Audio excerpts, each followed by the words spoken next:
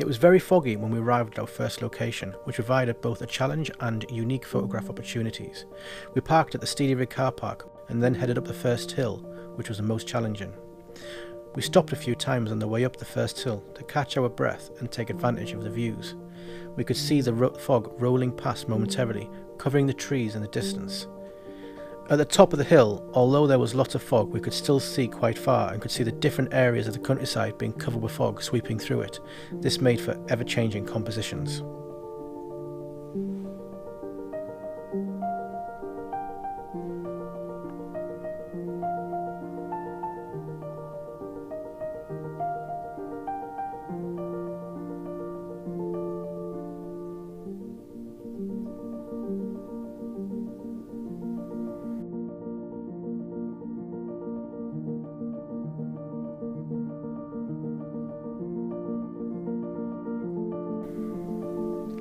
As the sun started to come up, we could see a slight break in the fog, and with the glow of the sun coming through, it was really magical.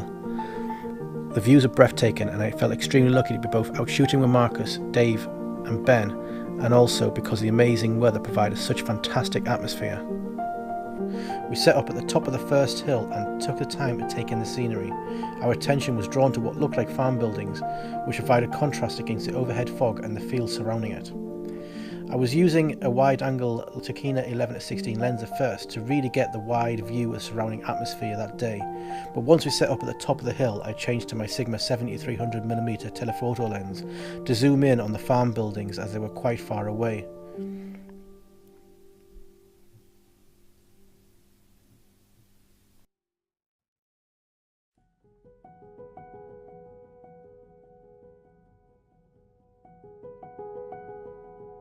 Once we were finished on the hill, I swapped back to my 11-16mm lens and headed down with the group. We went past a part of the wall which formed a square, and although I don't know what purpose it served, it did however add to the composition.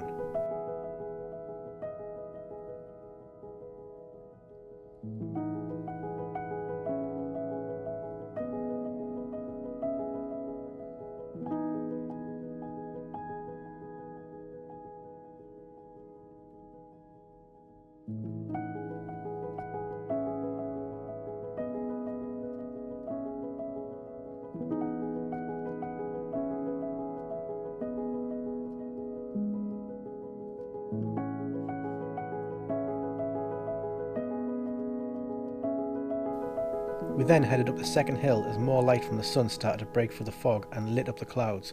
The views were like nothing I've ever seen before. They remind me of all the videos I'd seen so many times on YouTube in places like the Lake District, where I wished that I was there, only this time I was. I stood back and watched as Ben stood at the peak of the hill and shot into the fog, and I took this opportunity to take some photographs with Ben as a subject to give scale to the scene.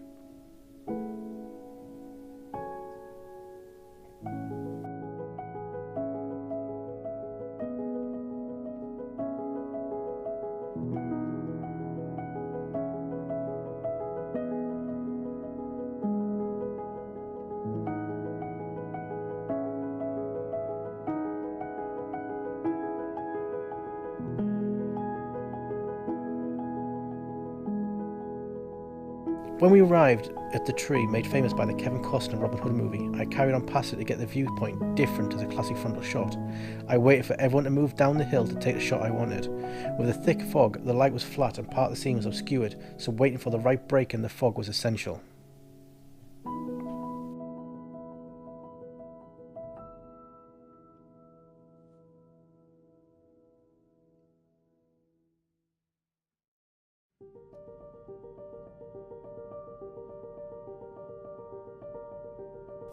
We then headed in front of the tree to get the classic shot.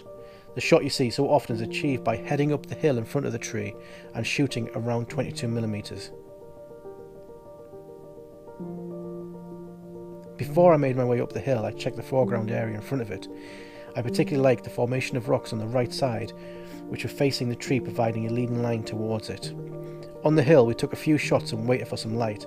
I found a small patch of flowers, which was the only colour I could find other than the grass, the rock and the mud, so I used this as foreground interest in some of my shots.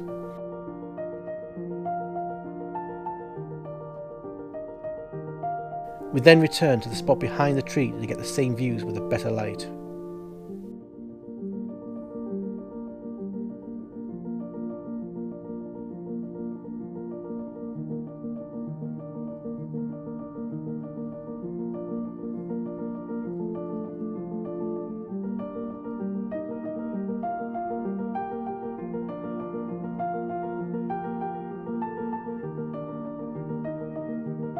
From here we headed back towards a car park, taking some shots along the way.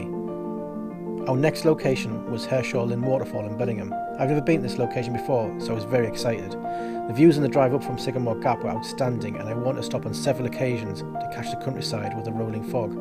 However, we could not stop as we had to get to the next location.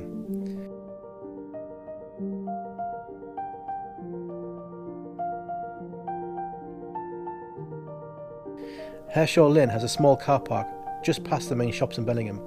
From here it's a 5-minute walk to the first waterfall.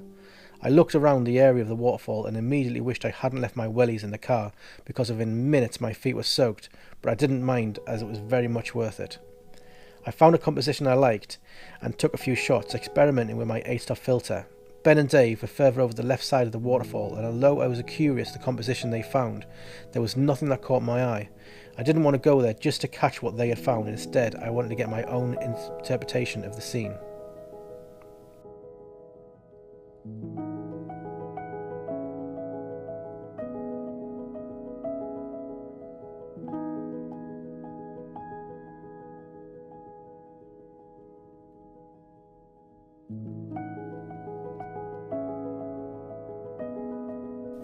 I then looked behind me to where the water was flowing and wondered if there was a better view to be had further down. At first I went without my camera as it involved a bit of climbing to get further down, but once I knew I could do it, I went back for my gear. I found the composition I wanted, which used a stream of water coming down from the waterfall with some foreground rocks. There were signs of autumn everywhere with lots of fallen leaves.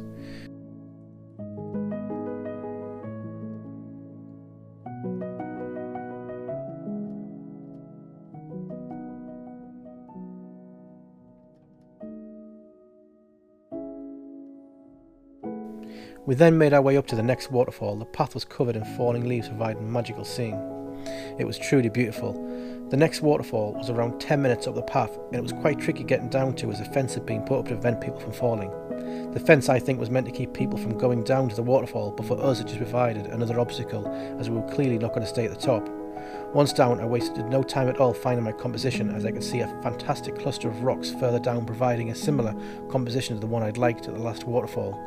Setting the tripod up was tricky, as I balanced on one of the rocks with the water flowing around me. Again, I used my 8-stop filter to capture the movement in the water.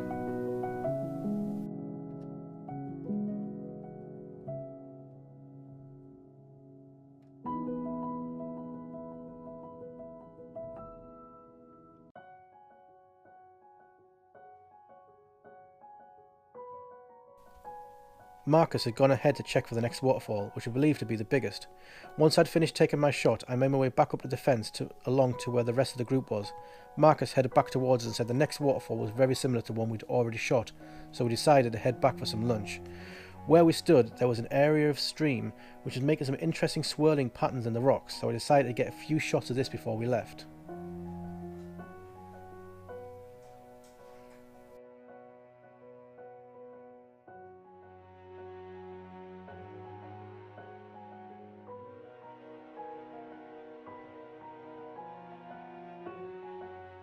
It truly was a magical day, and one that I remember for a very, very long time.